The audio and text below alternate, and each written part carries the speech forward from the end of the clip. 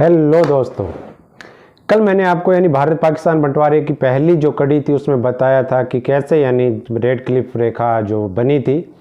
आज मैं आपको ऐसे रोचक तथ्य बताऊंगा कि सिर्फ जल थल नभ इनका ही बंटवारा नहीं हुआ था, कुछ ऐसी संपत्तियां थी जिनका बंटवारा भी हुआ था और कुछ तो ऐसी संपत्तियां थी जिनका बंटवारा इतना रोचक तरीके से हुआ था कि आप यकीन भी नहीं कर पाएंगे।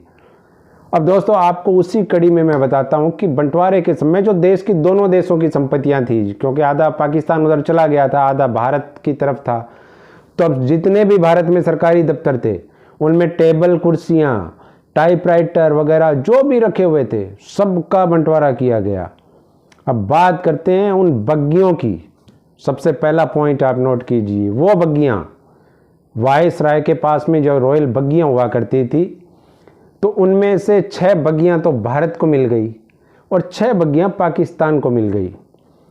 अब 13 बग्गी थी टोटल, जिसमें एक रॉयल बग्गी थी, जो शाही जो फौज थी रेजिमेंट की जो बग्गी थी, वो बग्गी अब कौन लेगा। तो भारत की तरफ से जो बंटवारे के लिए नामित किए गए थे HM पटेल, और पाकिस्तान की तरफ से जो मोहम्मद अली चौधरी थे, तो वो अपॉइंट किए गए थे कि ये दोनों मिलकर के पूरी देश की संपत्तियों का बंटवारा करेंगे। अब वो जो रॉयल बग्गी थी, पाकिस्तान भी अड़ गया कि नहीं भाई साहब हम लेंगे, और इधर भारत वाले भी अड़ गए कि नहीं हम लेंगे। तो उसके बाद में क्या हुआ, एक कैप्टन थे वहाँ पे, उन्होंने कहा कि भैया कोई भी ले लेगा, चलो टॉस कर लो, और सिक्का उछाला गया और किस्मत ऐसी थी कि वो बग्गी सिक्का पड़ा भारत के पक्ष में, और वो रॉयल बग्गी जो थी वो भारत के पास आ गई। अब इसके बाद में एक चीज और जगह आ गई कि राष्ट्रीय जो पुस्तकालय जो थे उसमें जो पुस्तकें थी उनका भी बंटवारा करना था। अब पुस्तकों का बंटवारा भी बहुत ही रोचक तरीके से हुआ। आधी पुस्तकें पाकिस्तान ले गया, आधी पुस्तकें भारत के पास बची। अब लेकिन एक दो ऐसी पुस्तकें थी जो डिक्शनरी थी एक, उस डिक्शनरी को फाड़ फाड़ के दोनों आधा आधा किया। वो बोले मुझे भी लेनी है, मुझे भी लेनी है। उस समय फोटोस्टेट की व्यवस्था थी नहीं, तो बोले भैया चलो इसको फाड़ लिया जाए।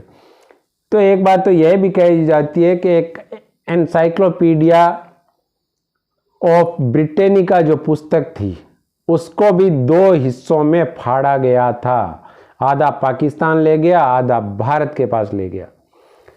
अब जो था रेल का, तो रेल में भी ऐसा ही हुआ।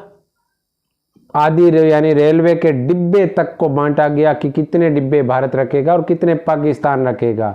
उसके बाद में रेल के इंजन कितने भारत रखेगा और कितने पाकिस्तान रखेगा। पटरियां तो बांट नहीं सकते थे, पटरियां तो जो ज़मीन जो आई थी, जिसके हिस्से में जो पटरियां आई थी वो उसके हिस्से में रह गई थी। लेकिन अब जो डिब्बे थे और इंजन थे इनको भी बांट लिया गया।